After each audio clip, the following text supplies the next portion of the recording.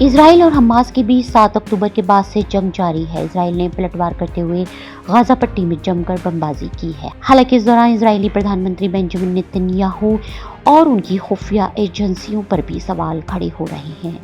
Netanyahu ने रविवार को अपने खुफिया तंत्र की पोल खोलते हुए कहा कि उन्होंने उन्हें कभी चेतावनी नहीं दी कि हमास 7 अक्टूबर को व्यापक पैमाने पर हमले की योजना बना रहा है और युद्ध मंत्रिमंडल के भीतर राजनीतिक उथल-पुथल और दरार पैदा कर रहा है। इजरायली प्रधानमंत्री नेतन्याहू ने पहले ये post social media site x पर की, लेकिन बाद में इसे डिलीट कर दिया। इजरायली शीर्ष अधिकारियों, सेना के प्रमुखों, घरेलू जासूसी सेवा से लेकर उनके वित्त मंत्री तक सभी ने 7 अक्टूबर के हमले को लेकर अपनी विफलताओं को स्वीकार किया है, लेकिन नेतन्याहू ने अब तक ऐसा नहीं किया। उन्होंने केवल इतना कहा कि युद्ध के बाद कठिन प्रश्न पूछने का समय होगा।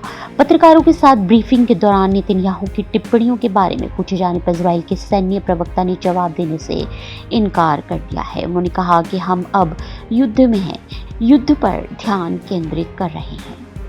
नेतन्याहू की पोस्ट में कहा गया है कि किसी भी समय और किसी भी मंच पर हमास के युद्ध के इरादों के बारे में प्रधानमंत्री नेतन्याहू को चेतावनी नहीं दी गई। इसके विपरीत सेना के खुफिया प्रमुख और शिन बैट के प्रमुख सहित सभी सुरक्षा अधिकारियों ने अनुमान लगाया कि हमास भयभीत था और एक व्यवस्था में रुचि रखता था।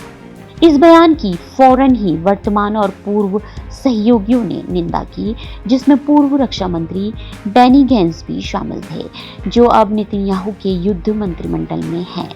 गैंट्स ने एक्स पे कहा कि नेतन्याहू को अपनी बात वापस लेनी चाहिए। उन्होंने कहा कि जब हम युद्ध में होते हैं तो नेतृत्व की जिम्मेदारी दिखानी चाहिए, सही काम करने का निर्णय लेना चाहिए और बलों को इस तरह से मजबूत करना चाहिए कि वो हमारी मांगों को पूरा कर सकें।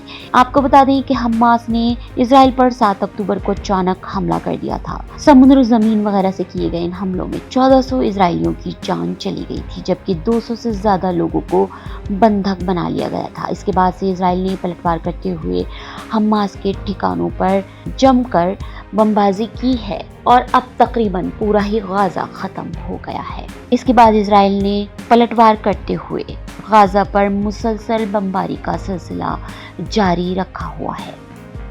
Bureau report, ST news.